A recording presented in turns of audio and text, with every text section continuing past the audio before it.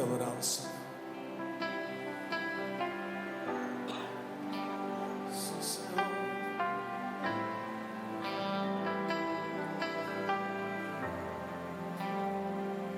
A tus pies arde mi corazón, a tus pies entrego lo que soy.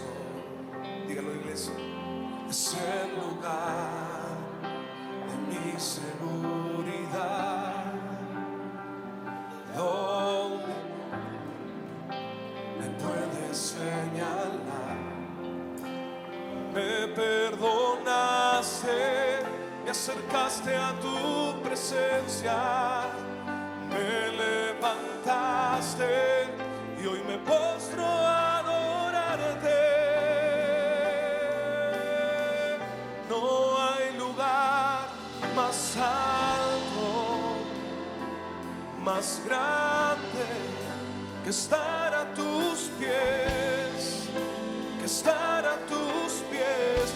No hay lugar más alto, más grande que estar a tus pies, que estar a tus pies, a tus pies de mi corazón, a tus pies entrego lo que es el lugar, es el lugar donde nadie me puede señalar.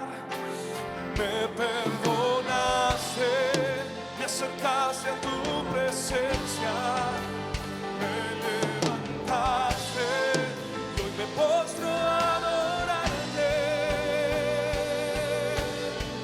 No hay lugar más alto, más grande que estar a tus pies, que estar a tus pies. No hay lugar más alto, más grande que estar a tus pies, que estar a... No hay lugar, no hay lugar más alto, más grande que estar a tus pies, que estar a tus pies. Y allí permaneceré postrado a tus pies. Vamos a escuchar. Y allí permaneceré a los pies de Cristo. Y allí permaneceré postrado a tus pies. Y allí permaneceré a los pies de Cristo. No hay lugar más alto, más grande que estar a tus pies, que estar a tus pies. No hay lugar más alto, más grande que estar a tus pies, que estar a tus pies.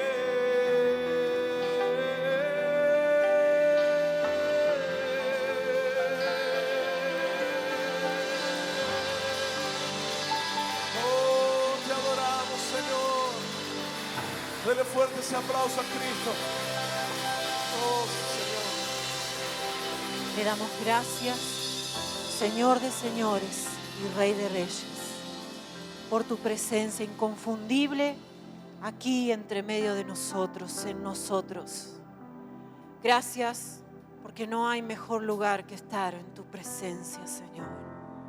En esta tarde rendimos nuestras vidas Oramos declarando, Señor, que nuestros corazones te pertenecen, Jesús, que son la morada de tu eterna presencia, de tu gloria, de tu majestad. Gracias. Gracias por esta iglesia preciosa, por estar unidos en adoración, en gratitud. Gracias, Señor. Levantamos, Señor, un clamor por nuestra tierra, por nuestros amados hermanos, por aquellos que están en dolor, en enfermedad. Señor, para que tu mano buena, poderosa, Señor, esté sanando nuestra tierra, esté obrando a favor de la justicia, de la equidad, Señor, de aquellos que sufren. Oramos, Señor, por las vidas, por el ánimo, por la fe, para que en este tiempo, Señor, no nos falte la fe, sino que seamos fortalecidos. Levanta, Señor, al caído, fortalece al cansado. Aviva, Señor, el don, el fuego de tu Espíritu Santo en nuestros corazones. Te lo pedimos en el nombre de Jesús y te damos gracias en el nombre del Padre, del Hijo y del Espíritu Santo. Amén y amén, Jesús. Gloria a Dios. Bienvenidos, bienvenidas a la casa del Señor. Gracias, amados, por este tiempo precioso. Puede tomar su lugar. Aquí voy a dejar una espada.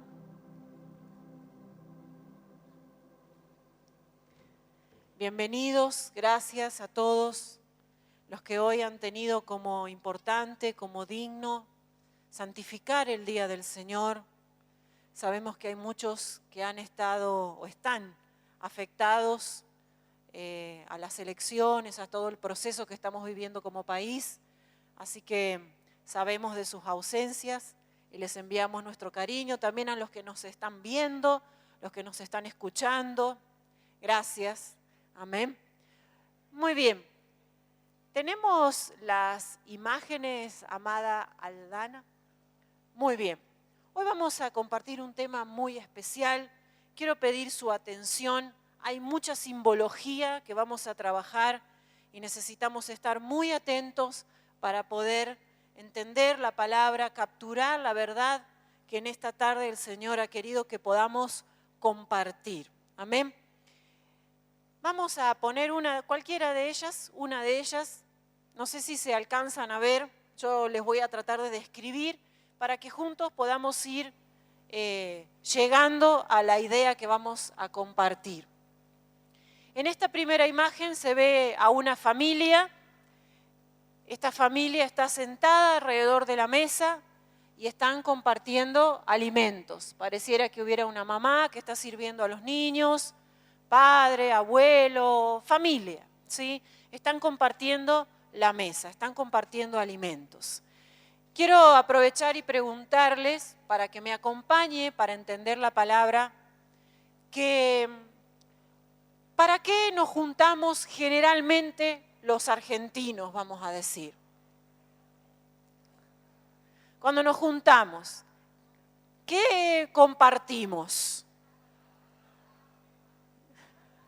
El mate, bueno, aunque ahora no es tan recomendable compartir mate, ¿sí? Pero mate, ¿y qué otra cosa compartimos? Asado, muy bien, qué rico, ¿qué más? Mate, empanadas, pizza, o sea, ¿qué compartimos? Comida, ¿sí? Claro, alimento espiritual, pastor, muy bien. Además. Muy bien, y es tan lindo, ¿no? Vamos a poner otra fotito. Cuando nos juntamos en la familia, celebramos un cumpleaños o sencillamente nos encontramos para compartir tiempo y ahí aparece, no importa si es arroz, fideo, asado, pizza o lo que fuera, pero lo compartimos la mesa, nos miramos, hablamos, conversamos, nos contamos. Es tan lindo, ¿no es cierto? Si hay una ocasión particular como un cumpleaños, un casamiento, alguna cosa, más lindo todavía, ¿sí? Lo disfrutamos más. Es muy propio nuestro. Aquí hay una mesa donde hay empresarios, ¿sí? Los empresarios también muchas veces cierran negocios sobre una mesa donde están compartiendo comida. Escuchaba un especialista en estos días y dice que generalmente los negocios se cierran después, en el momento del postre, cuando ya se tomaron como 3 botellas de vino más o menos y las neuronas ya no funcionan tan bien. Bueno, muy bien. Pero también existen, ¿no?, los almuerzos, las cenas de negocios o de trabajo, que de alguna manera la mesa, la comida, termina siendo la excusa, pero nos reúne, nos une, nos lleva a un momento de compartir. Creo que hay una fotito más, solo a modo de introducción. Bueno, ahí tenemos un cumpleaños, ¿sí? Del 1 al 18 más o menos, los cumpleaños son hermosos. Del 18 en adelante, 19 más o menos, ¿sí? Porque nos damos cuenta que la vida pasa muy rápido. Pero cada año que cumplimos es como una cuotita más de confianza que el Señor ha depositado en nosotros. Es celebrar la vida, la esperanza en el Señor. Amén. Muy bien, ahora acompáñeme al libro de Apocalipsis, capítulo 3. Vamos a tomar solo un versículo que es muy conocido. Todo esto que dijimos hasta ahora, ténganlo en mente porque lo vamos a ir tomando a lo largo de la palabra. Apocalipsis 3:20 es parte del mensaje que Dios va a enviar a la iglesia de la Odisea. La iglesia de la Odisea es la iglesia que recibió este mensaje que también conocemos muy bien, que dice: porque no eres frío ni caliente, por cuanto eres tibio. ¿Se acuerdan? Te vomitaré de mi boca. Es la iglesia que recibe ese mensaje. Junto con ese mensaje, esta misma iglesia recibe un fuerte llamado a la humildad, al arrepentimiento. Y luego de esto el Señor les va a decir: he aquí, yo estoy a la puerta y llamo. Si alguno oye mi voz y abre la puerta, entraré a él y cenaré con él y él conmigo. Y siempre me llamó la atención no solo el hecho de que Dios le dijera a esta iglesia: si alguno oye mi voz, sino que dice que abre la puerta, y eso nos habla de nuestra propia voluntad, de la decisión que tomamos por Cristo. Él dice: entraré a Él y cenaré con Él. Y la idea que está transmitiendo aquí el escritor y el Espíritu Santo es que no solo el Señor desea entrar a nuestra vida, sino que Él desea morar en nuestra vida, permanecer, quedarse en nosotros. Y la idea de la cena tiene que ver con lo que decíamos recién: compartir, comunión.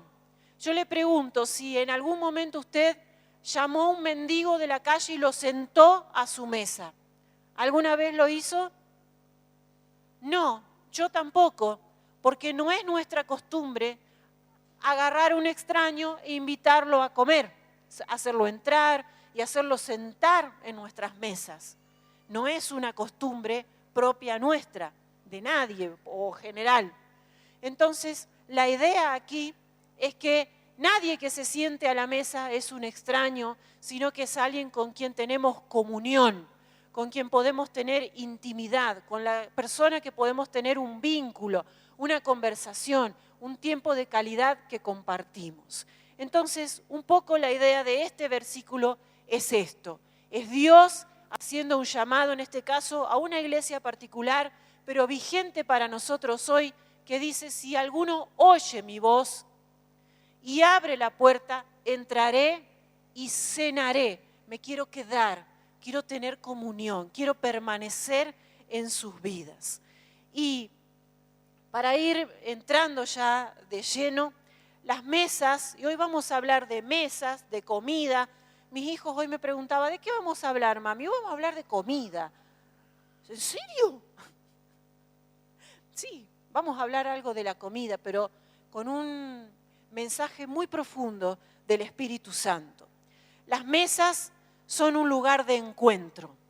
Todos los días, al menos en mi hogar, guardamos como muy importante el momento de la mesa. No importa cuánto o qué haya sobre la mesa, pero nos reunimos a compartir tiempo, a mirarnos, a conversar, a preguntar cómo estamos, a tener tiempo de comunión, de calidad, de diálogo entre nosotros. Si lo podemos hacer al mediodía y a la noche, mucho mejor. La mesa también en la Biblia y en el simbolismo bíblico tiene que ver con encuentro, con comunión, con intimidad. La gente que se sentaba alrededor de una mesa no era cualquiera, no cualquiera podía sentarse a la mesa. Es más, solamente la realeza tenía mesas y sillas que se parecían a las nuestras. La gente del pueblo, la gente más común, no tenía mesas y no tenía sillas como la que nosotros tenemos en nuestras casas. La mesa era un cuero de algún animal que se destinaba para ese fin, o tal vez algún tipo de, vamos a decir, tarima, para que nos entendamos, como algún pequeño soporte de madera o hecho de algo o forrado en cuero que sostenía los alimentos a una pequeña altura y los comensales se sentaban en el piso alrededor de la mesa. La postura más común era el arrodillarse de costado y sacar los pies para atrás. Por eso la canción que cantábamos y una de las historias que vamos a estudiar, lo vamos a ver al Señor Jesús sentado a la mesa, reclinado, pero sus pies hacia atrás. Esta era la forma en la que comía la mayoría de la gente en aquellos tiempos bíblicos. Pero sentarse a la mesa, ser invitado a comer en la mesa de alguien, era un honor. Era un honor. Así como lo es hoy, tal vez. Usted dice, bueno, invitamos a la abuelita, al abuelito. Es un honor que alguien te permita entrar en su casa, sentarse a la mesa, compartir alimentos, es un honor. Lo eran los tiempos de Jesús y lo sigue siendo ahora también. Las comidas que se compartían en los tiempos bíblicos no solo tenían que ver con alimentarse nutricionalmente o físicamente, sino que las comidas tenían una gran connotación cultural y espiritual. Y algo de eso es lo que vamos a compartir juntos. Si usted piensa y me acompaña, la Biblia está llena o hay muchísimos relatos en los que aparecen las comidas, las cenas, las mesas. Y si usted presta atención, el Evangelio de Lucas es el Evangelio de las comidas, también se le llama, porque es el que mayor registro de comidas compartidas por Jesús tiene de los 4 evangelios. Ahí se narran más historias que en el resto de comidas que Jesús compartía con diferentes personas. Es más, pensemos en la última cena. ¿Qué fue? Una cena, una comida, ¿sí? Y en esa última cena Jesús va a instituir la cena del Señor, que nosotros celebramos hoy y le llamamos la cena del Señor. Y Él va a tomar 2 elementos fundamentales en la comida del pueblo de Israel, que era el pan y el vino. Y no fue una elección al azar, porque podría haber agarrado el plato de fideo o la olla de guiso y listo, y era lo mismo. El pan era algo sagrado. Oraban desde la siembra hasta el momento que se servía en la mesa. Muy interesante para estudiar cómo el pueblo respetaba y valoraba el pan, ¿sí? Y papá cuenta del bisabuelo en nuestra casa, en nuestra familia, a quien yo no conocí, pero él besaba el pan antes de ponerlo en la mesa, cuidaba que el pan no estuviera torcido o boca abajo, porque habiendo vivido hambre y tiempos de guerra, el pan era alimento, era vida. Y por eso el Señor también dijo, yo soy el pan de vida. Y no dijo, yo soy la naranja de vida, o yo soy el chorizo de vida. Dijo, yo soy el pan de vida. Porque el pan tiene connotación de alimento, de vida, de sustento. Al igual que el vino, ¿sí? Muy importante. Y también en el libro de Apocalipsis encontramos las bodas del Cordero. ¿Qué va a pasar en las bodas del Cordero? ¿Qué va a haber? Una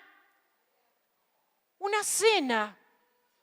Al menos dice cena, ¿sí? Creo que es 19:19, ahora busco bien la cita. 19:9 de Apocalipsis habla de las bodas del Cordero y de una cena entre el novio y la novia. Así que la Biblia está llena de referencias a comidas, mesas, cenas y simbolismos muy importantes.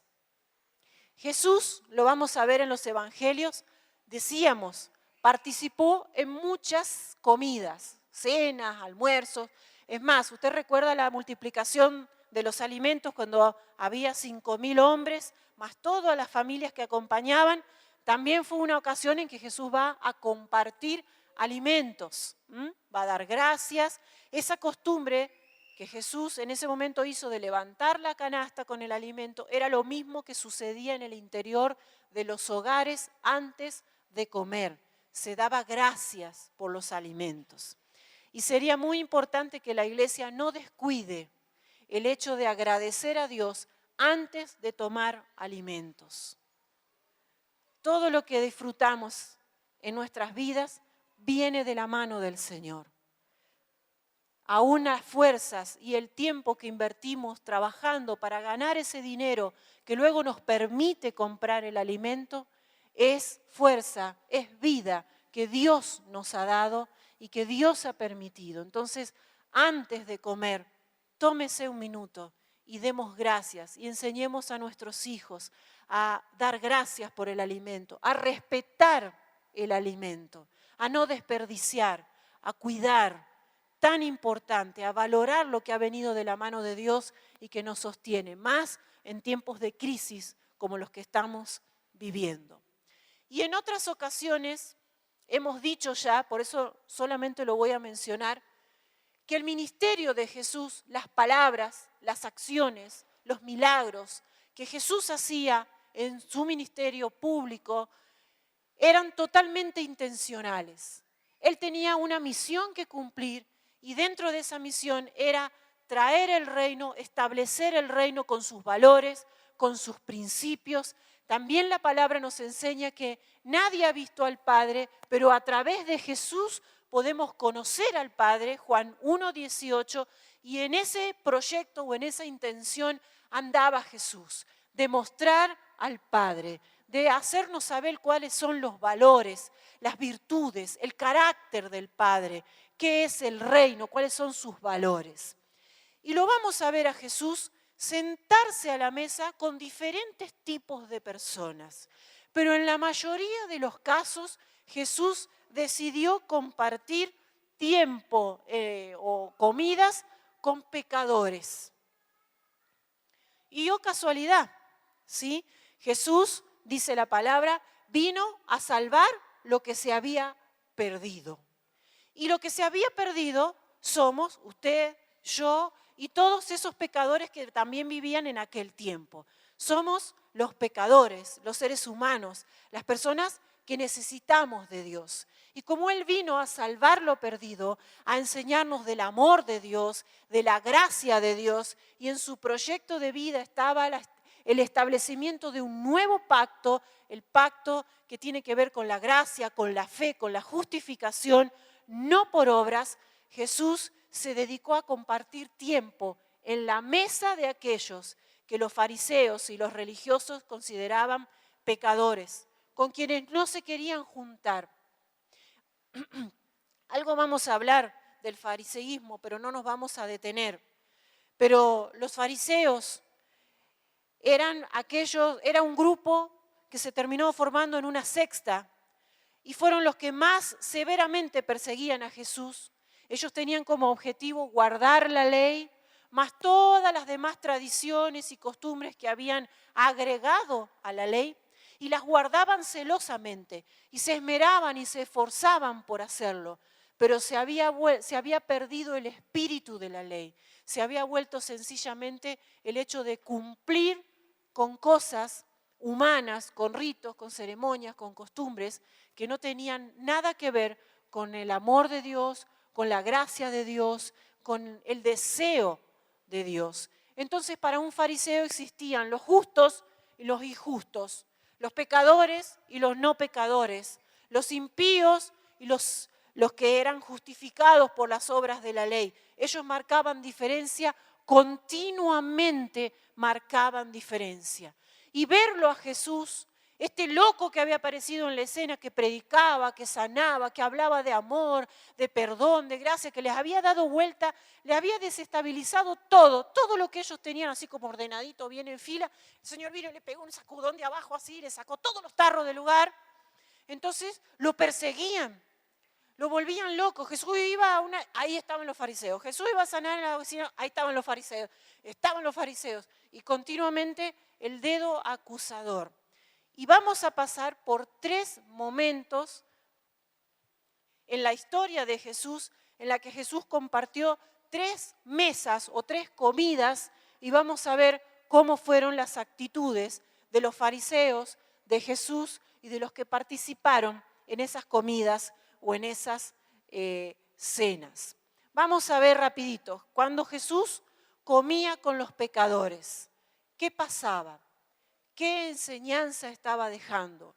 Recuerde que no solo lo tenemos hoy escrito aquí para aprender hoy, sino que en ese momento, en vivo y en directo, lo estaban aprendiendo sus discípulos, los 12 y todos los demás que también seguían a Jesús. Entonces, lo vimos a Jesús en muchas acciones que después vamos a ver repetirse en el libro de los Hechos. Cuando comienza la iglesia, los discípulos van a tomar ese ejemplo que vieron en su maestro y lo van a repetir en la ejecución de los primeros pasos de la iglesia. Jesús comía con pecadores, comía con publicanos, comía con sus discípulos, también comía con sus amigos, Marta, María, Lázaro, compartió tiempo, comía, ¿sí? Dice la palabra de Dios, y ahora lo vamos a ver con versículos, que Jesús se sentaba a la mesa con ellos. Número 1, esto nos habla de que Él se tomaba el tiempo para compartir con ellos. No andaba a las apuradas, aceptaba la invitación, entraba a sus hogares y, como empezamos leyendo en Apocalipsis, entraba con la idea de permanecer, de compartir, para que esas mesas se volvieran mesas de comunión, mesas de perdón, mesas de salvación, mesas de oportunidades. Porque si era por el mundo religioso, ninguno de ellos con los que Jesús se sentó tenía oportunidad de nada. Jesús hablaba con ellos. Jesús compartía los alimentos. Jesús mostraba, no hablaba solamente, mostraba el amor de Dios. Mostraba la gracia de Dios que se iba a derramar a través de Él. Cuando una persona que era considerada pecadora por el mundo religioso venía a Jesús, que en muchas ocasiones fue así, en Jesús no encontraban el dedo acusador, en Jesús encontraban el perdón, la salvación, la sanidad, la restauración. Jesús estaba más interesado en la salvación, en el perdón de sus pecados, que en la sanidad. La sanidad terminaba siendo el resultado de los primeros pasos, que eran venir a Él, venir a buscar el perdón y la salvación. Pero mientras esto ocurría, los religiosos se dedicaban a criticar, a murmurar, a juzgar, y Jesús los va a confrontar continuamente y les va a ayudar a darse cuenta que ellos eran tan pecadores como aquellos a los que estaban señalando. La diferencia era que la mayoría de los que llegó a los pies de Jesús venía a rendirse, venía a humillarse, venía a entregar su corazón, a llorar sus pecados en arrepentimiento. Pero ellos solo se acercaban a Jesús para criticar, para murmurar, para poner en tela de juicio su palabra, para que otros no creyeran. Pero permítame repetirle este concepto para ya entrar a estudiar 3 situaciones en la vida de Jesús. Las mesas en las que Jesús se sentó y en las cuales compartió, se transformaron en mesas de perdón, en mesas de comunión, de salvación, de restauración, de sanidad, ¿sí? Aquellos que llegaban a Jesús con un corazón contrito, humillado, reconociendo quién era Él, encontraban en Él esta oportunidad de salvación. Otros que compartían la mesa con Él, que lo escuchaban, su corazón tenía otra actitud y fue otro el resultado en sus vidas. Vamos a ir al libro de Mateo. Noche ve. Bueno, vamos a ir al libro de Mateo. Yo supongo que habrá Biblias en los celulares, Biblias de papel, ¿sí? Y si no, ya, descargue rapidito, luego corte los datos, silencie el celular. Así nos puede acompañar. Mateo capítulo 9. Mateo 9, vamos a leer varios versículos.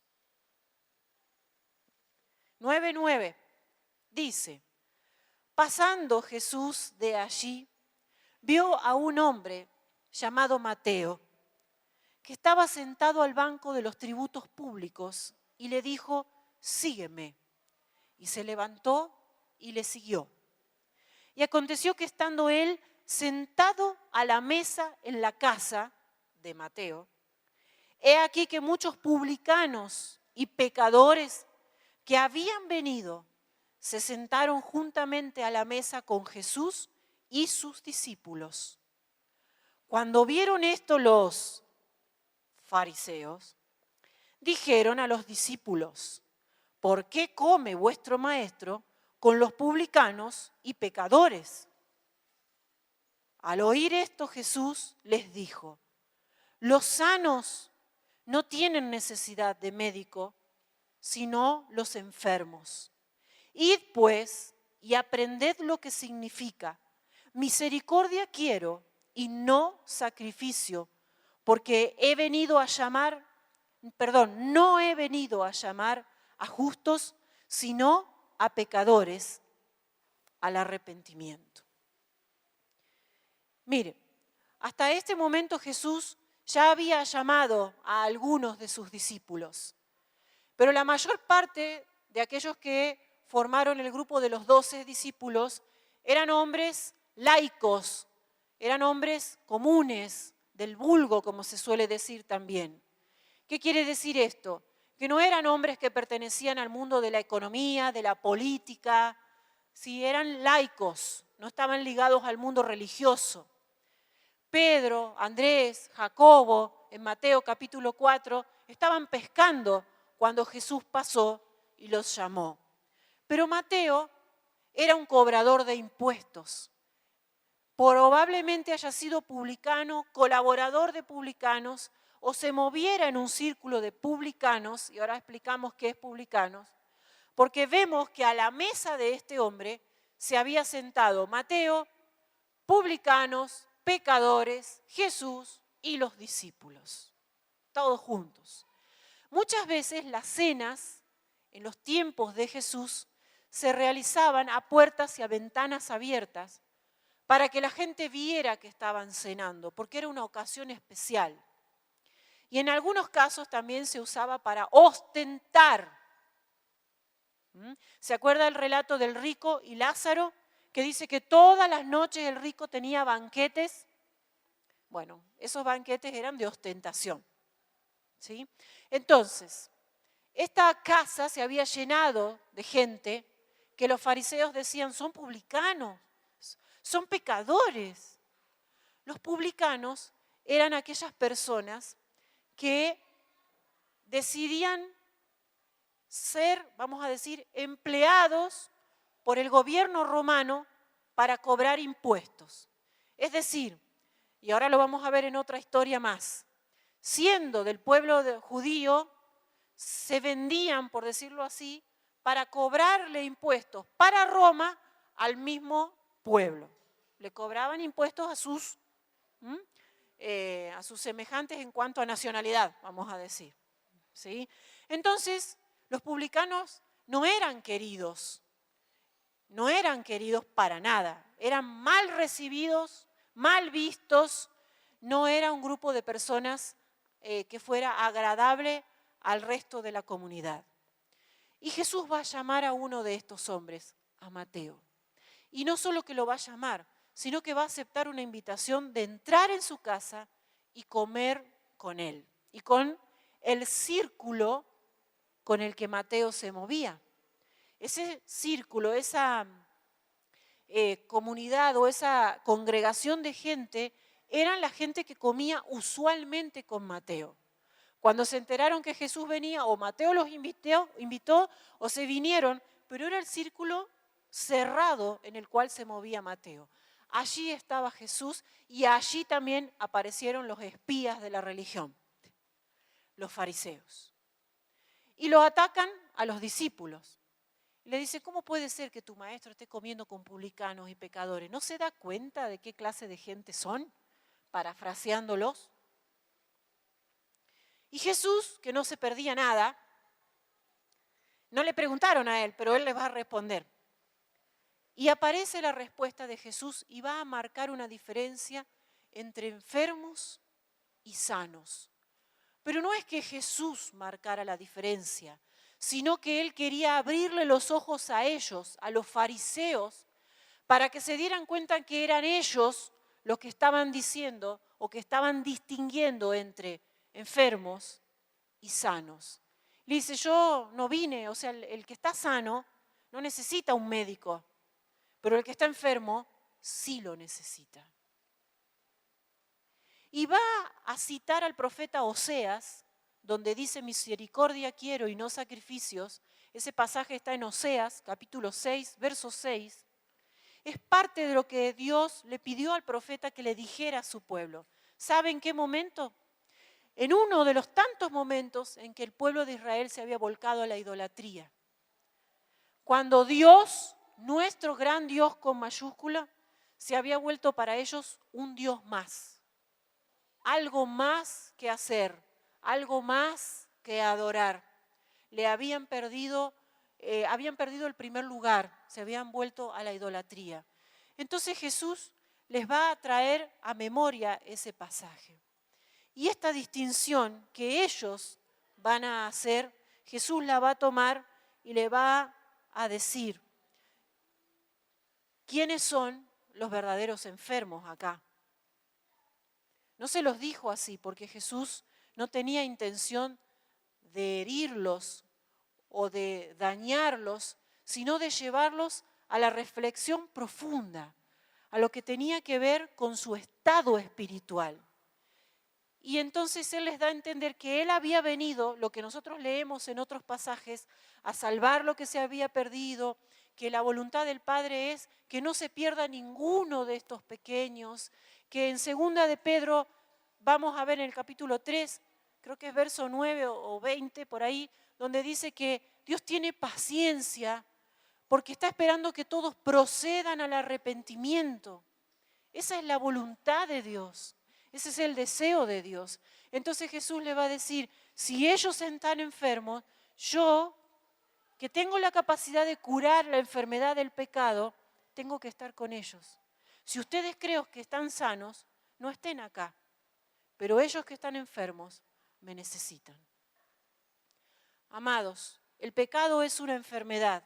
Si lo queremos comparar, es una enfermedad del alma, del espíritu y del cuerpo. Todo el ser humano es afectado, dañado por el pecado.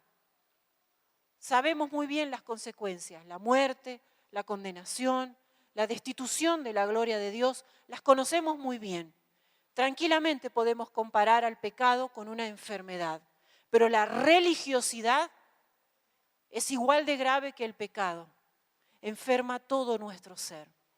Cuando nos volvemos como los fariseos, fríos, cuando perdemos el amor, la pasión, el primer lugar, cuando perdemos la devoción, la calidez con la cual amamos a Dios, con la cual oramos, adoramos, con la cual venimos, con la cual miramos a nuestros hermanos y también a nuestros semejantes, que no son nuestros hermanos, pero que son los mismos enfermos con los que Jesús se relacionaba.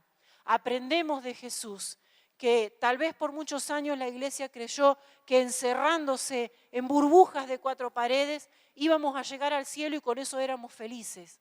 Pero nos damos cuenta que nuestro mundo está enfermo, está en ruinas, está en decadencia. La actitud que nosotros aprendemos de Jesús para usarla, para tomarla, para vivirla en nuestras vidas diarias, es que a pesar de que nuestro mundo está enfermo, que nuestros compañeros, compañeras de trabajo, de estudio, la gente con la que nos relacionamos, incluso nuestros seres queridos, parte de nuestra familia, están enfermos de pecado, sufren de las consecuencias del pecado, ahí tiene que aparecer una mesa de comunión, una mesa de perdón, una mesa de salvación, una mesa de oportunidades, donde haya alguien que no cree que está tan sano para creer que es superior o diferente a aquel que considera pecador. Amados, desde quien le habla hasta la última persona que estamos aquí, todos y cada uno de nosotros somos pecadores. Por la sangre de Cristo, por la gracia de Dios, hemos sido salvos. Hemos sido justificados. Pero ninguno de nosotros vive, y ahora lo vamos a ver en otro pasaje, una vida sin una lucha con nuestra naturaleza pecaminosa, con nuestra naturaleza caída. Entonces, es incorrecto para la iglesia del Señor sentir o creer que porque ya hemos creído, que porque ya le hemos dicho sí al Señor, que porque venimos a la iglesia o porque tal vez tenemos algún ministerio activo, visible o invisible, somos menos pecadores que aquel que tal vez todavía no oyó de Jesús y anda perdido por las calles. El pecado es el mismo. Dios no tiene clasificaciones para el pecado. Una mentira y un asesinato ante Dios es pecado. No hay pecados grandes, pecado chiquito, pecado grave o pecado menos grave. ¿Sabe que el fariseísmo trabajaba en base a la meritocracia? Ellos creían que eran mejores porque guardaban la ley. Entonces se creían mejores y superiores. Bueno, ¿se acuerdan cuántas ocasiones? Mateo capítulo 6, Lucas 14. ¿Qué hacían los fariseos? Gracias, Señor, porque no soy como los demás hombres, pecadores, adúlteros, homicidas. ¿Se acuerda de esa oración? Y el publicano que estaba atrás, porque los fariseos se ubicaban en las primeras filas, y los pobres pecadores atrás, decía, perdóname, Señor, soy pecador. Y Jesús le va a preguntar a los que estaban escuchando, ¿quién es sincero en esa oración? Y cuando Jesús les dice en Mateo capítulo 6, no dice fariseos, dice hipócritas. Y cuando ores, no hagas como los hipócritas que y son huecas.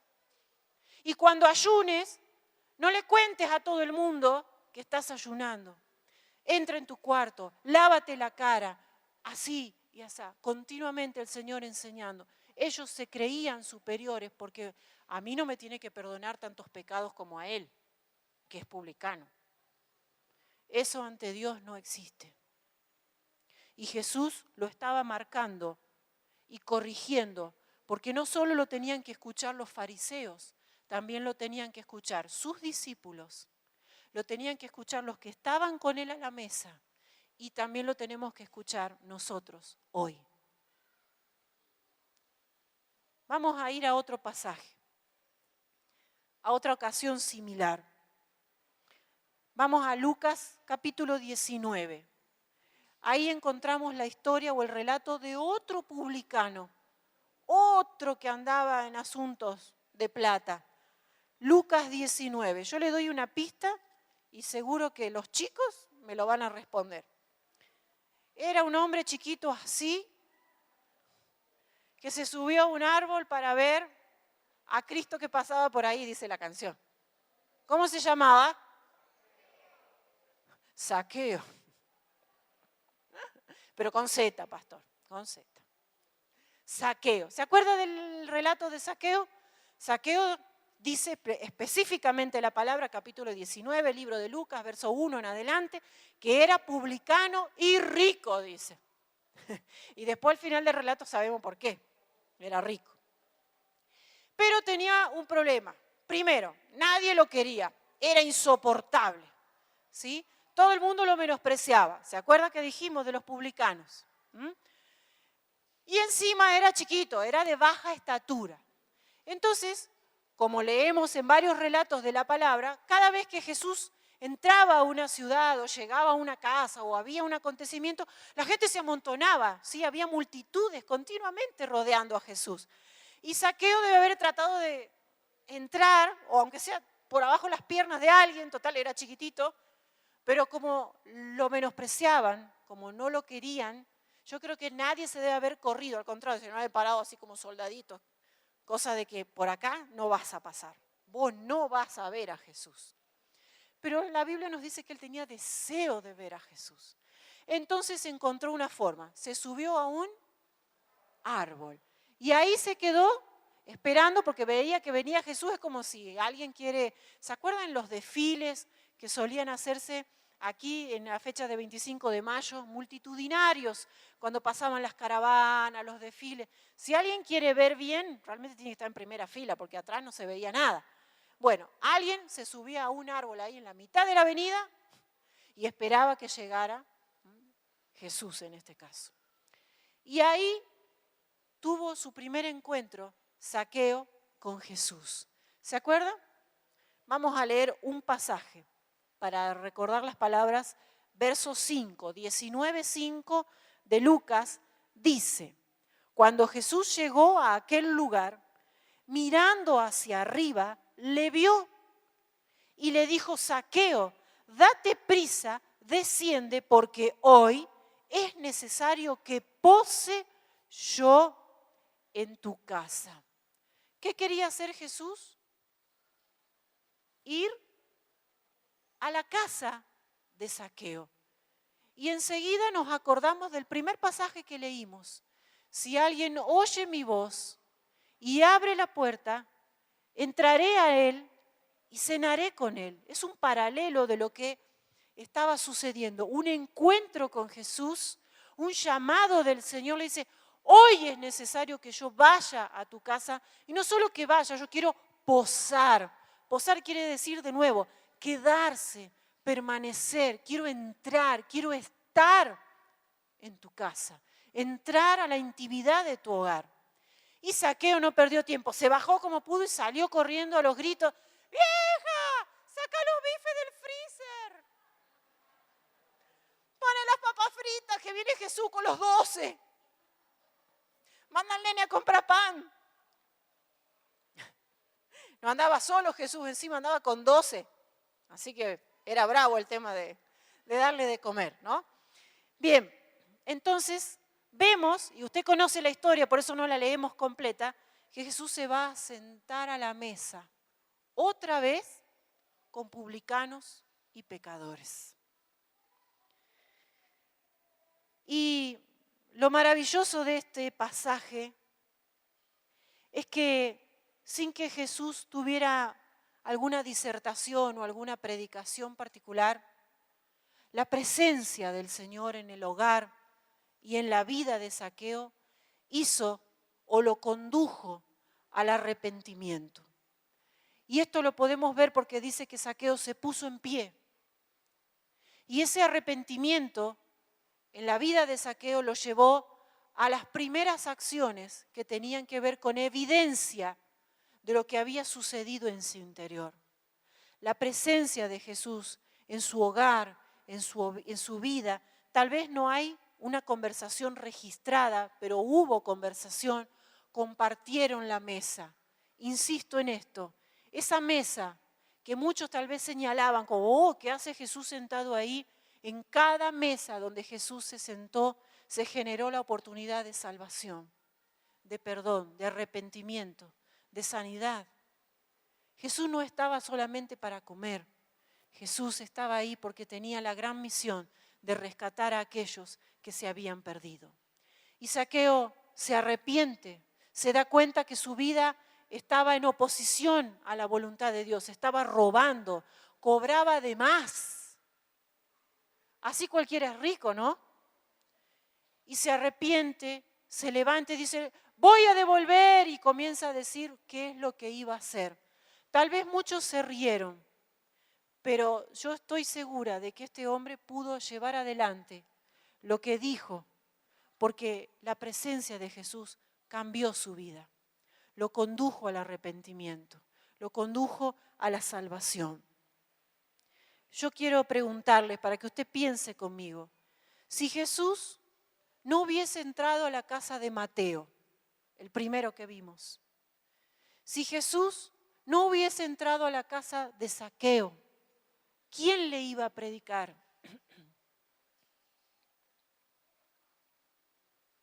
¿Cómo iba a llegar la salvación a esos hogares? Porque los fariseos no estaban dispuestos a compartir la palabra ni la ley. Y si Jesús entró en la casa de Mateo, y no solo estaba Mateo a la mesa, seguramente estaba su familia y su círculo íntimo, todas esas personas tuvieron la oportunidad de ser perdonados, de alcanzar salvación. Lo mismo con Zaqueo. El testimonio de la vida, el cambio en la vida de Zaqueo, no solo fue de Zaqueo, fue toda una familia, fue un círculo al cual llegó la palabra, llegó la luz, llegó el reino de los cielos. ¿Cómo habría llegado si Jesús no hubiera entrado a esos lugares? Lo mismo nos podemos preguntar nosotros como iglesia. El libro de Romanos dice, ¿y cómo oirán si nadie les predica? Y hace algunos meses atrás, con una hermana que pasó por una situación por la cual estuvo hospitalizada, me decía, primero yo no entendía por qué Dios me permitía pasar por esto.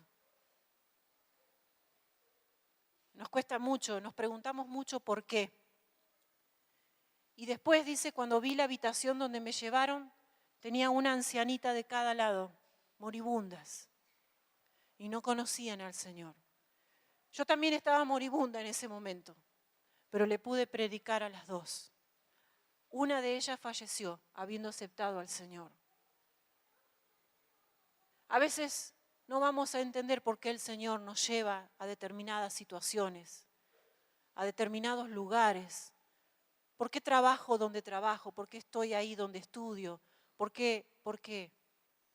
Porque seguramente hay publicanos, hay pecadores, hay gente que si no fuera por ti, por tu vida, por tu luz, jamás le llegaría el Evangelio. Por eso es importante, amada iglesia, que no nos callemos, que seamos luz, que hablemos la palabra, que la hablemos con palabras, pero que también la hablemos con nuestras vidas, para que así como hacía Jesús, cada mesa en la que Él se sentaba, es verdad, había pecadores, había publicanos, pero había oportunidad de salvación, había oportunidad de restauración, de sanidad.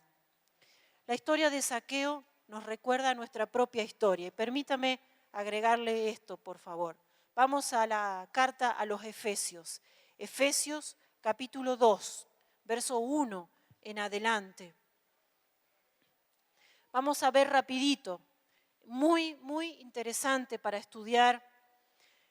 El capítulo 2 dice, Efesios 2, y Él, hablando de Jesucristo, os dio vida a vosotros cuando estabais muertos en vuestros delitos y pecados, en los cuales anduvisteis en otro tiempo, siguiendo la corriente de este mundo, conforme al príncipe de la potestad del aire, el espíritu que ahora opera en los hijos de desobediencia, entre los cuales también todos nosotros vivimos en otro tiempo en los deseos de nuestra carne, haciendo la voluntad de la carne y de los pensamientos, y éramos por naturaleza hijos de ira, lo mismo que los demás. Estos 3 versículos, si bien Pablo le está hablando a los efesios por una razón muy particular, nos está mostrando a cada uno de nosotros cómo era nuestro estado antes de que Cristo llegara a nuestra vida, antes de que oyéramos su voz, antes de que le dijéramos sí, antes de que Él pudiera entrar a morar, a posar, a compartir con nosotros nuestra mesa. Y fíjese que usa verbos en pasado para hablar de la condición anterior. Verso 1 dice estabais, verso 2 dice anduvisteis, pero en el verso 3 dice vivimos en otro tiempo, y eso nos habla no solo de algo que ya pasó, sino también de una lucha constante. Ese era nuestro estado. Pero en el verso 4 dice, pero Dios, que es rico en misericordia por su gran amor con que nos amó, aun estando nosotros muertos en pecados, nos dio vida juntamente con Cristo. Por gracia sois salvos, y juntamente con Él nos resucitó y asimismo, fíjese la expresión que va a usar el apóstol, nos hizo sentar en los lugares celestiales con Cristo Jesús. Y usted puede seguir leyendo ese pasaje. Esa expresión nos hizo sentar, la puede encontrar similar en Efesios 1:20 y a lo largo de la carta de Efesios repetidamente, y nos habla de una posición en Cristo que usted la va a encontrar en Efesios capítulo 1 del verso 3 al verso 14, y ahora lo vamos solo a enumerar para que podamos entender que cuando la palabra nos dice que nos hizo sentar, está haciendo referencia a lo que sucedía, lo que les conté al principio. Solo la realeza se sentaba en sillas y a la mesa. ¿Se acuerda la historia de Mefiboset? Solo cuando el rey lo llamó y lo restauró a su lugar, se pudo sentar a la mesa del rey. Y eso es lo que nos ocurre a nosotros. Nosotros no estábamos en condiciones de sentarnos a la mesa del rey. Sin embargo, por la gracia de Dios, por la obra de nuestro Señor Jesucristo, hoy nos podemos sentar a la mesa del Señor. Hoy podemos compartir la mesa del Señor. Hoy sabemos que Cristo mora en nosotros y que estamos sentados, es decir, estamos en una posición de realeza. Pedro dice, ¿se acuerda ese pasaje? Somos linaje real, nación, pueblo. La Biblia no está escrita suelta, todo es una unidad. Y en el capítulo 1 del verso 3 al verso 14 solamente lo voy a enumerar para que usted pueda ver conmigo. Del verso 3 al verso 6 de Efesios capítulo 1, usted va a encontrar la obra del Padre a favor de nosotros, que ahora somos sus hijos.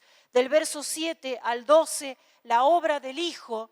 Y del 13 y el 14, la obra del Espíritu Santo, que dice que es las arras de nuestra herencia, que lo hemos hablado en muchas ocasiones. Es la garantía que el Espíritu Santo more en nosotros, es como un certificado que Dios nos dio de que somos sus hijos, de que somos su propiedad y de que en nosotros se va a cumplir todas sus promesas. Entonces dice en el verso 5 y 6, por ejemplo, que hemos sido elegidos y predestinados. En el verso 7 al 10, que hemos sido redimidos. Por eso dice que esta es la obra del Hijo. Del 11 al 13, que somos herederos. Y luego entre 13 y 14, poseedores del Espíritu Santo. Y esta es solo una partecita en la cual encontramos cuál es nuestra posición en Cristo, dónde estamos sentados. ¿Qué quiere decir el apóstol cuando dice que nos hizo sentar en los lugares celestiales juntamente con Cristo? Entonces, cuando hablamos de Zaqueo, estamos hablando también de todo esto que Dios ha hecho por nosotros, de dónde el Señor nos sacó, de dónde nos tomó, de cuántas cosas nos redimió. A algunos los sacó de lugares muy altos y a otros de lugares muy bajos, pero a todos nos llamó. Un día como a Zaqueo, el Señor nos encontró, nos miró en nuestra miseria, en nuestro pecado, en nuestra condición. Y Jesús no nos señaló como los fariseos. Jesús nos dio la oportunidad de compartir con Él una mesa de salvación, una mesa de perdón, una mesa de restauración. Ahora podemos estar sentados juntamente con Él en la misma mesa. Compartir lo que conocemos la cena del Señor es la mesa de la comunión, la mesa de la esperanza. Y saber que un día participaremos de las bodas del Cordero, otra gran ocasión donde solo la realeza, donde solamente los hijos podrán sentarse a celebrar las bodas del Cordero. Gloria a Dios por estas cosas. Vamos a ir terminando, si me ayuda, pastor. Último relato, hay mucho más, muchas más, pero solamente hemos tomado estas tres. Vamos a ir de nuevo al Evangelio de Lucas. Dijimos que Lucas es el Evangelio de las comidas. No que haya recetas de comida, sino que relata muchas ocasiones en las que Jesús compartió diferentes comidas con diferentes personas. En Lucas capítulo 7, verso 36 al 50, lo vamos a leer para refrescar nuestra memoria, aunque hace poquito se habló de este pasaje.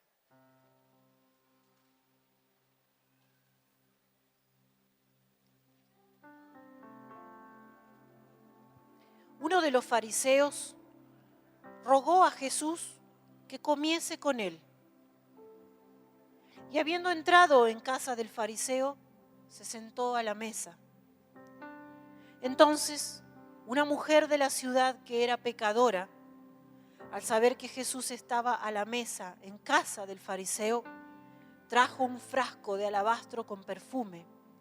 Y estando detrás de él a sus pies, llorando, comenzó a regar con lágrimas sus pies y los enjugaba con sus cabellos y besaba sus pies y los ungía con el perfume.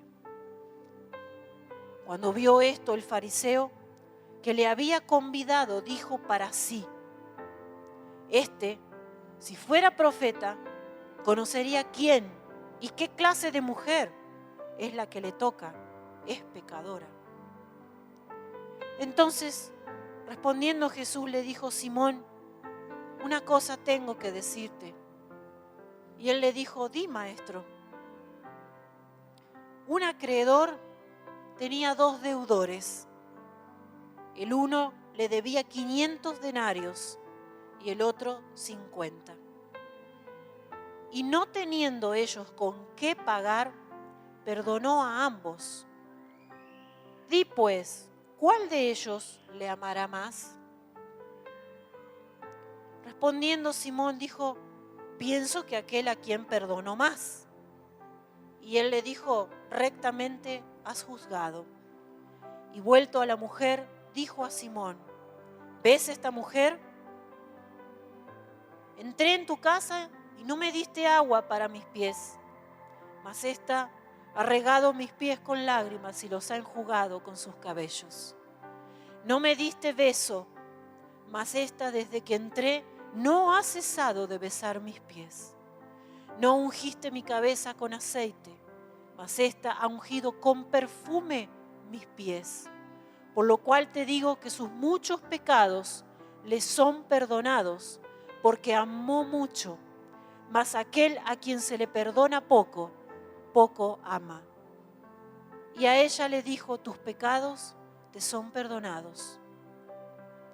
Y los que estaban juntamente sentados a la mesa comenzaron a decir entre sí: ¿quién es este que también perdona pecados? Pero él dijo a la mujer: tu fe te ha salvado, ve en paz. Fíjese qué paradoja, ¿no? Un fariseo va a invitar a Jesús a su casa a cenar, a compartir una mesa. Por lo que leemos más adelante, seguramente este fariseo creía que Jesús era un profeta, lo veía como alguien importante, relevante, y lo quiso tener en su casa. Las motivaciones de su corazón no están escritas, pero podemos dar cuenta de que no había sinceridad en su corazón. Así como pasó en Mateo y en Zaqueo, la gente que estaba sentada en esa mesa era del círculo en el cual se movía esta persona. Quiere decir que había muchos fariseos, muchos religiosos, mucha de esa gente que contamos hace unos instantes atrás. Y en el medio de esa cena, donde probablemente todo era muy rígido, muy formal, muy sobrio, va a aparecer una mujer. Esto nos habla de que probablemente las puertas y las ventanas de la casa estaban abiertas y la gente podía entrar. Por supuesto que no podía comer de la mesa. Y como dijimos al principio, la costumbre era sentarse alrededor de la mesa, que no era una mesa alta como las nuestras, sino en el piso. Jesús estaba sentado a la mesa con sus pies hacia atrás, como arrodillado hacia atrás. Esta mujer no emitió una sola palabra en toda la noche, pero sus acciones ponían de manifiesto lo que había en su corazón.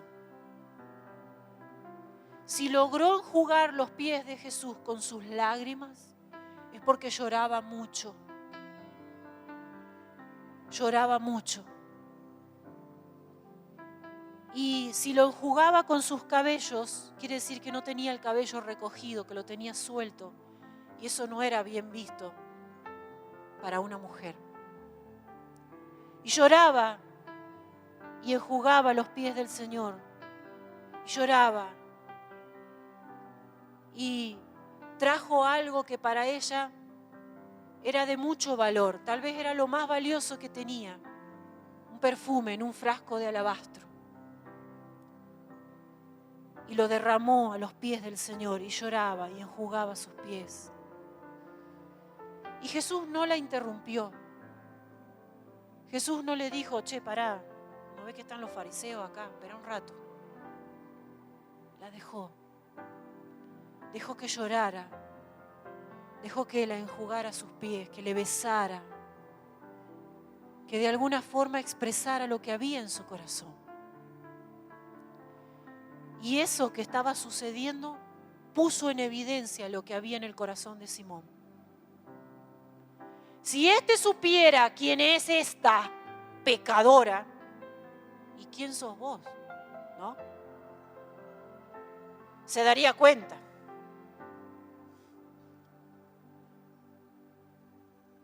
Y automáticamente Jesús, que conocía sus pensamientos, su intención, su corazón, le va a salir en el encuentro. Y no le va a decir, Simón, qué fea actitud. Lo va a llevar a la reflexión, lo va a llevar a pensar y le va a contar como una historia de dos personas que tenían una deuda. Uno debía mucho dinero y otro debía poco dinero. Los dos le debían al mismo acreedor. No sé si usted logra ver conmigo lo que Jesús estaba tratando de representar en esa historia. Uno era Simón, el que supuestamente debía poco porque era fariseo y era mejor que los demás. Y el que debía mucho era la pecadora que estaba a los pies de Jesús. Pero los dos tenían una deuda al mismo acreedor. Y como ninguno de los dos podía pagar, así como ninguno de nosotros puede solucionar el problema del pecado si no es por medio de Jesucristo, dice que el acreedor decidió perdonar a los dos, al que debía poco y al que debía mucho. Ambos fueron perdonados. Pero la pregunta de Jesús va a poner en quiebre el corazón de Simón. ¿Cuál de los dos le amará más? Y él, en su lógica, dijo: al que se le perdonó más. Rectamente ha juzgado.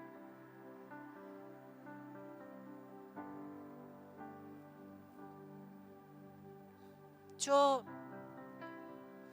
puedo ver con cuánto amor Jesús trató a la mujer, se relacionó con ella, pero también con tanto amor, o en el mismo amor, se relacionó con Simón, un hombre al cual la religión lo había endurecido, un hombre que se había vuelto frío, que no tenía compasión de sus semejantes, que se creía superior y que incluso se animó a cuestionar quién era Jesús. No lo dijo, lo pensó, pero el Señor lo pudo saber. Y en esa religión, en esa frialdad en la que este hombre había caído, también muchos de nosotros podemos caer. Especialmente los que llevamos muchos años dentro de la iglesia. Se nos hace costumbre venir, se nos hace costumbre ver, hacer. Nos volvemos fríos. Y esa religiosidad nos termina llevando o conduciendo a justificar nuestros propios pecados.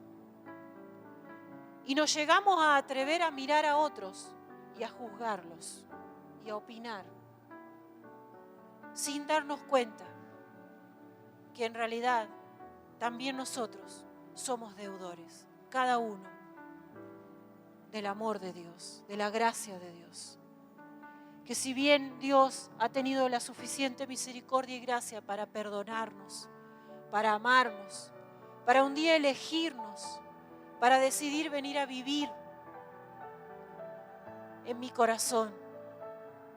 Miren, amados, cada uno de nosotros es como uno de esos pecadores que se sentaba a la mesa con Jesús.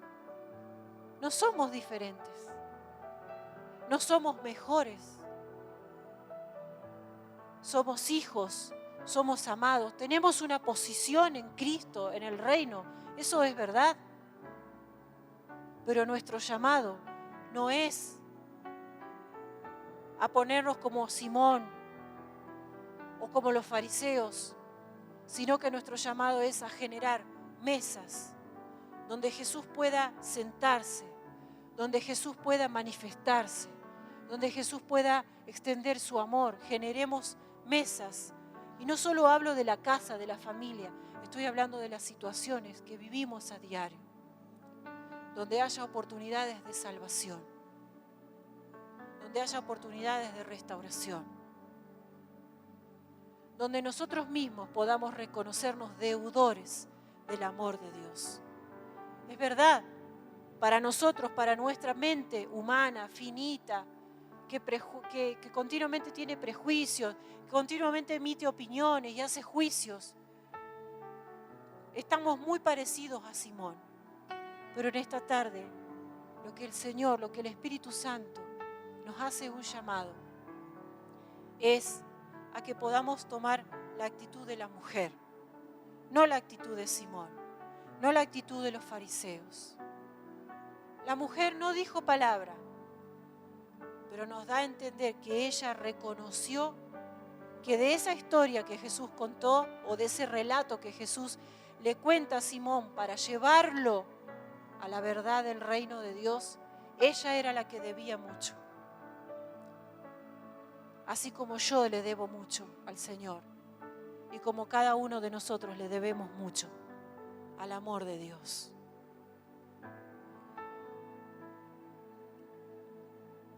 A los fariseos les gustaba que los exaltaran, que los reconocieran.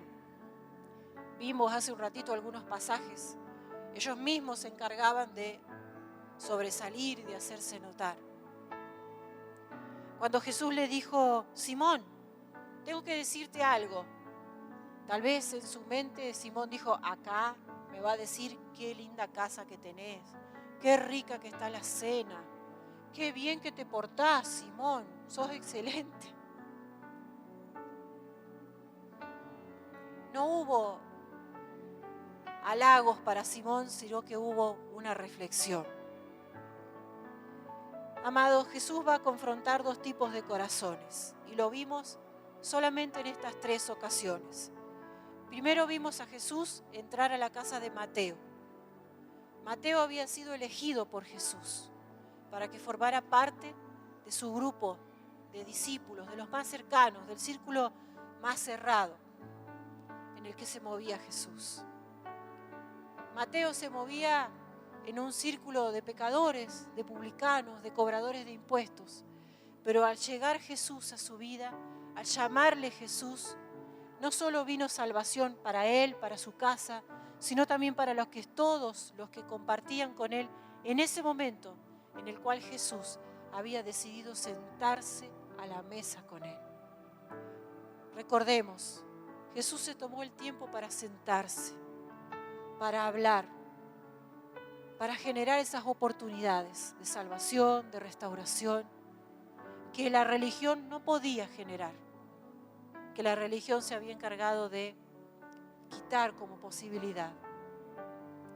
Después lo vemos a Jesús con Zaqueo, otro publicano, otro hombre que no conocía al Señor, pero que anhelaba verle.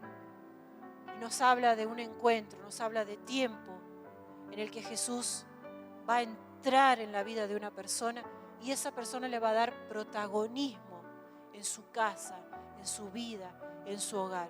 Y esa presencia de Dios, ese protagonismo que Zaqueo le dio, le permitió el arrepentimiento, la salvación. Usted puede leerlo, Lucas 19. Jesús dice: hoy ha llegado la salvación a esta casa, porque este también es hijo de Abraham. Para Jesús, Él era un hombre más, un pecador más, un necesitado más del amor y de la gracia del Señor. Y por último vemos en la casa de Simón, un fariseo que se atrevió a invitar a Jesús. No conocemos bien su intención, pero en el medio de esa cena va a aparecer esta mujer y Jesús va a contrastar 2 actitudes, 2 corazones. No importa cuántos años haga que estás formando parte de la iglesia, cuántos años hace que eres pastor, líder, ministro, danzarina, músico, cuántos años hace que sirves al Señor limpiando, ordenando, guardando el templo, cuidando de los detalles.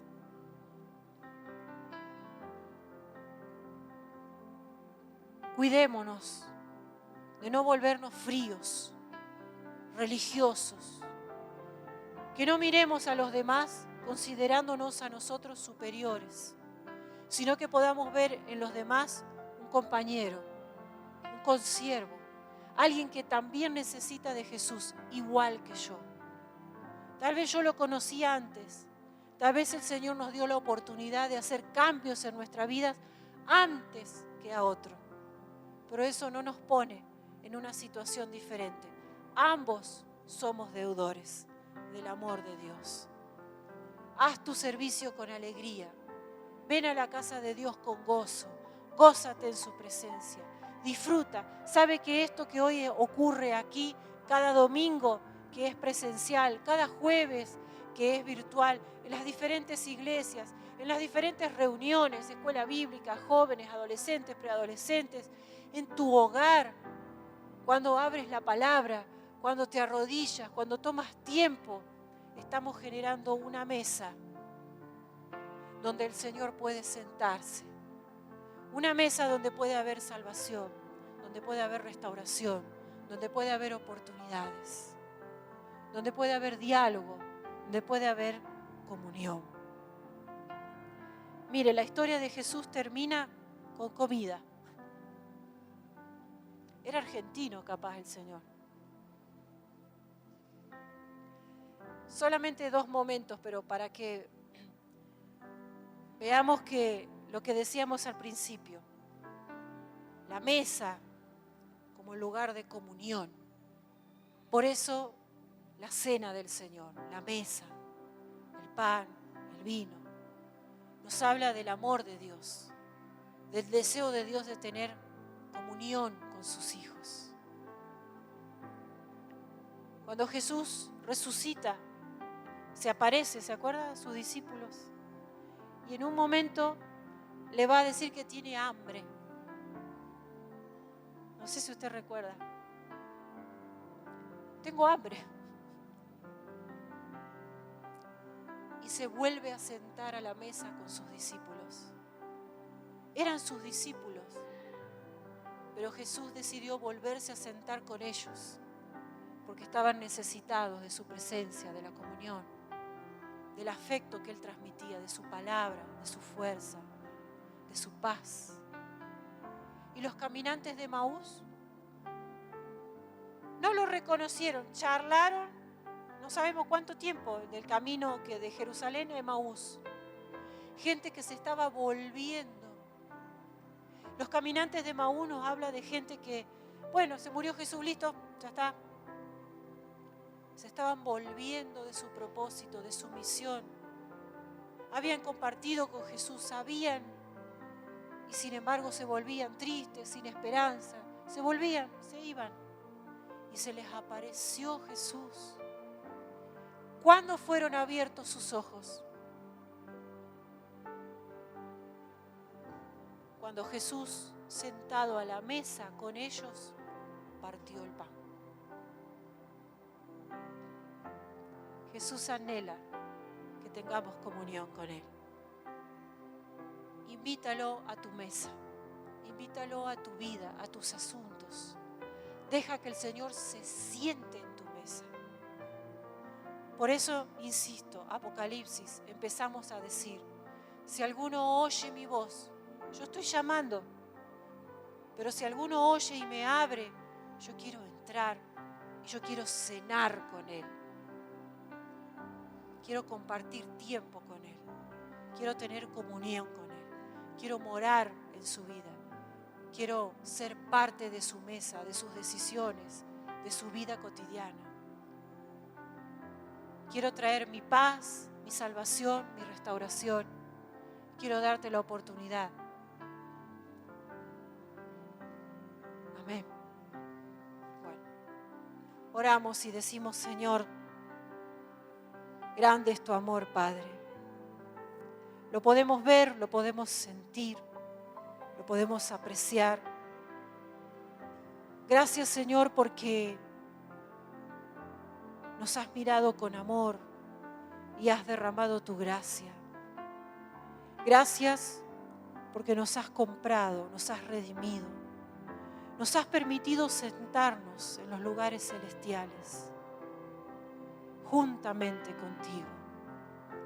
Gracias, Señor, por entrar en nuestras vidas. Señor, en esta tarde nosotros nos arrepentimos, así como Zaqueo. Señor, por todas aquellas veces que aún sabiendo que tu presencia mora en nosotros, hemos menospreciado tu presencia, no hemos valorado, no hemos cuidado. Es más, Señor, teniendo alimento, palabras sobre nuestras mesas, hemos decidido tomar migajas y hasta desechos. Señor, te pedimos perdón y nos volvemos a ti de todo nuestro corazón. Y en esta tarde, así como dice este pasaje que leíamos y recordábamos, Señor, te invitamos una vez más a entrar en nuestras vidas. Quédate, Señor, mora en nosotros. Te damos el lugar, la oportunidad. Y aún, Señor, ayúdanos a no concebir, Señor, pensamientos tal vez como los de Simón, el fariseo, de juzgar a los demás, de ponernos en una condición de superioridad, sino de saber, Señor, que cada uno de nosotros somos deudores de tu amor, somos deudores de tu gracia, que tú has derramado, Señor, ampliamente sobre nuestras vidas. Gracias por esta tarde, porque ha sido una mesa de alimento Gracias porque ha sido una mesa de salvación, de oportunidades, de restauración, de salvación, Señor. Ayúdanos a generar estas mismas mesas en nuestros hogares, en nuestras familias, en nuestro trabajo, en nuestros estudios, en los lugares y con las personas que nos movemos, Señor, para que tu luz pueda brillar a través de nuestras vidas. Gracias, Señor. En el nombre de Jesús, adoramos y bendecimos tu nombre.